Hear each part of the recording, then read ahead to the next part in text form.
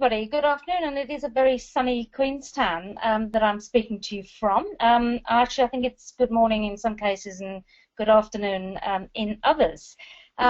So, as Sue said, I will be talking to you about immersion research, but I probably should start with a confession that there's also another message that I'm hoping to get across to you today, but a little bit more of that later. Perhaps to start with what I mean by immersion research. I think it's a term that's used in a lot of different ways.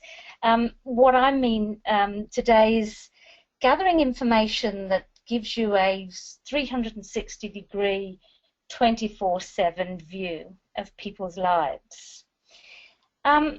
I guess we probably would ask ourselves the question why we need to do that, since we're all people with lives of our own. How hard can it be to understand how our customers live? But the reality is half of the population of the world have very little idea of what's going on in the heads of the other half of the population. So if people who live together, bring up children together, run families together, don't understand each other's lives, then what hope is there of us understanding our customers' lives? So I use this analogy to suggest that marketers actually live on the moon while their customers live on Earth. And I think anyone who's ever sat around a table with marketing people talking about what customers may or may not want would recognize in an instant that the lives that they live, the salaries that they earn, their style of life is so often as far away from the lives of their customers as people living on Earth are from people living on the moon. I do know that there aren't really people living on the moon, but I think the analogy works quite well. And that's the role, or historically that's been the role of market research, to take this foreign body of people and make sense of it. So, you know, from afar, it's pretty ordered, really. We can describe the continents. They don't move around too much. We can describe how they're different, why some look green and some look brown. We can even talk about dynamic systems. So, you know, the climate, weather is variable, it changes, but it's predictable, and we do quite a lot of predicting in market research. So far, so good. The problem, I think, comes when we start to zoom in, and the closer we get, the harder it gets, and the more complicated it gets. And really, that's where market research has had a role to play over the years. We're quite good at tidying up the mess. And I'm not being facetious in this, because, you know, clearly there's a terribly important role for segmenting the mess that is the human race. There won't be anybody, I suspect, listening to this talk who hasn't seen something like this sort of a segmentation. And perfectly good it is too. You can design new products around this. You can certainly design comms around it. You can get your marketing team to think along these lines when they're looking at putting brand strategies together. But going back to us as human beings, the reality of people's lives are not quite so tidy. So this is a real example from a diary kept by one of our participants in the listening project. So when she woke up in the morning, this lady was, you know, feeling pretty positive. Give the family some muesli with plain yogurt, because she's been reading a bit about sugar these days. So, you know, this is mum trying to do the right thing first thing in the morning. She then takes the children to the school. She has to pick up the dry cleaning, which is ready.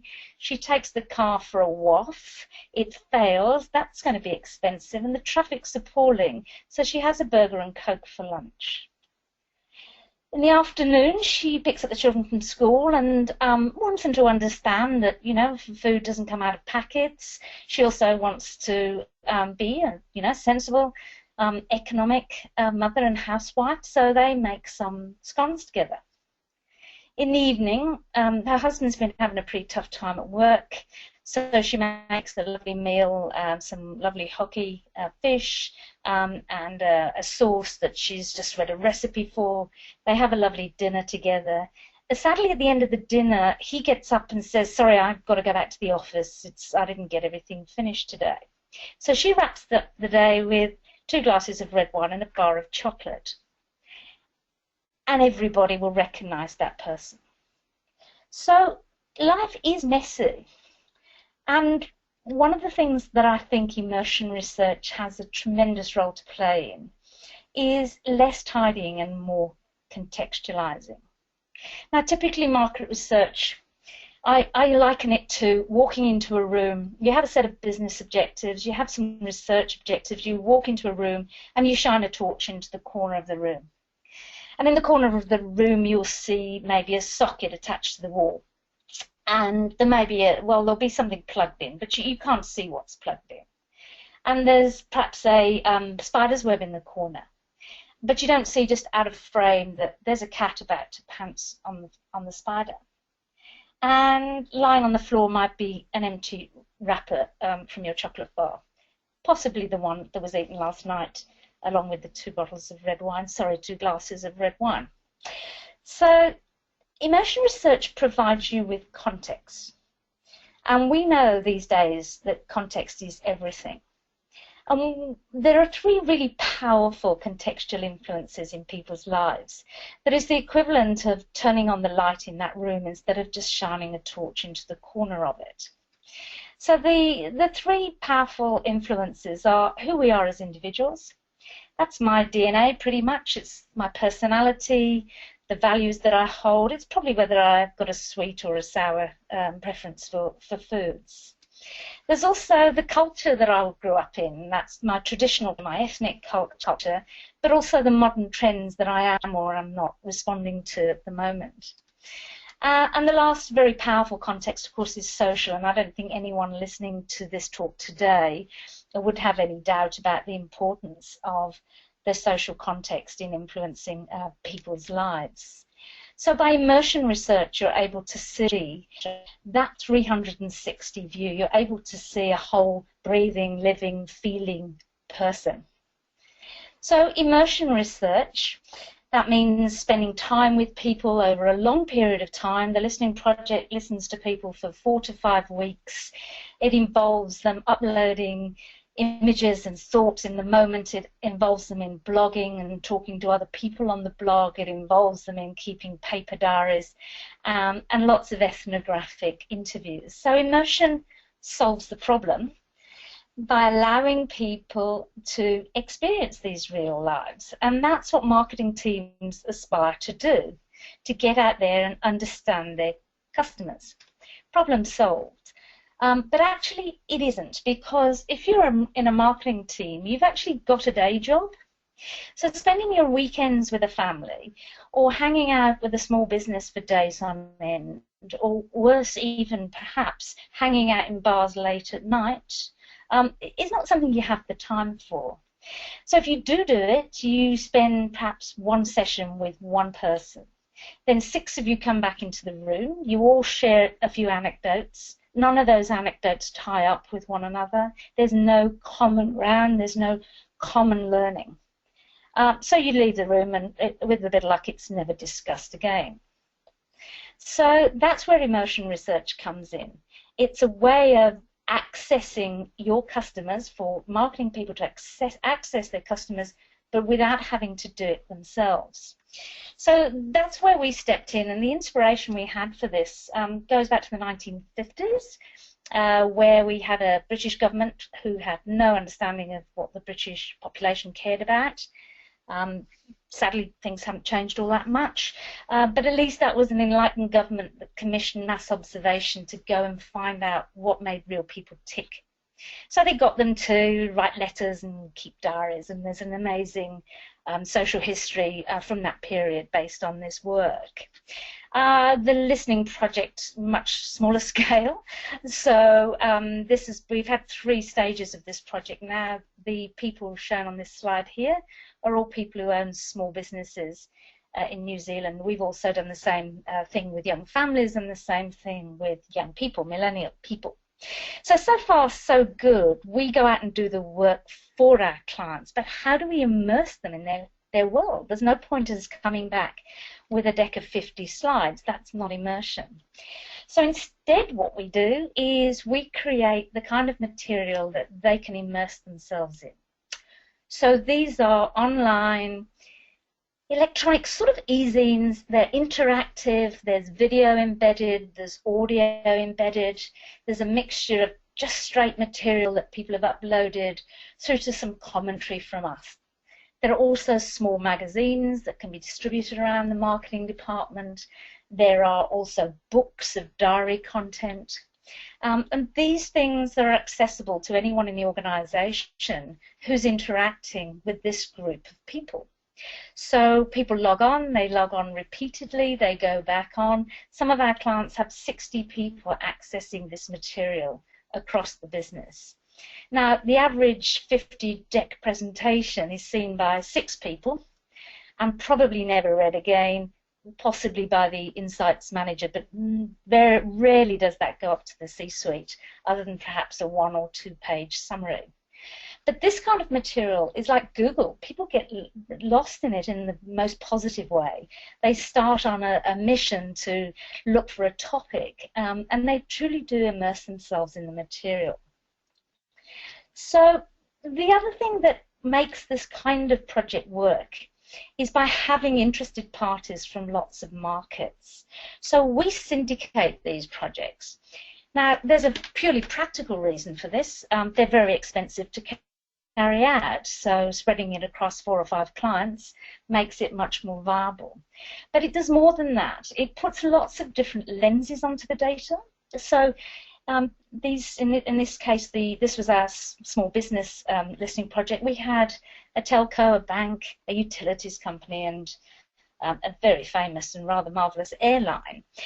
And all of those people looked at the data in a different way. They met, we had collaborative brainstorming and workshop sessions, so they could share the insights from the material. And in fact, it's even led to partnerships forming between these clients. Now, I said it's not like shining a torch. That doesn't mean it can't meet business objectives and allow really actionable results. So in the case of Air New Zealand, they launched Air Points for Business, specifically aimed at small businesses on the back of it. In the case of the energy company, their entire tele-sales people and tele-customer care people have to immerse themselves in this material before they start their shift to get on the phone, so they know they're speaking the same language as their customers. So I said there was a sort of a hidden sting in the sense that there was another message in what I wanted to say, and that is that this kind of material, although it's perfect for immersion research, it's not confined to immersion research. Using this kind of material achieves a much wider stakeholder reach than any research deck would ever normally reach. The different forms of the material move around the organisation in different ways. Some of it might sit in the library.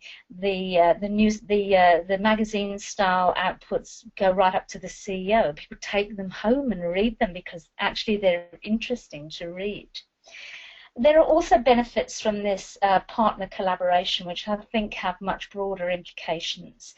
It's inherent in the industry that we keep things secret from one client to another, omnibus exceptions. But with this kind of work, there's a tremendous gain from having people in different markets involved. There's a real case of, the whole is just much greater than the sum of the parts.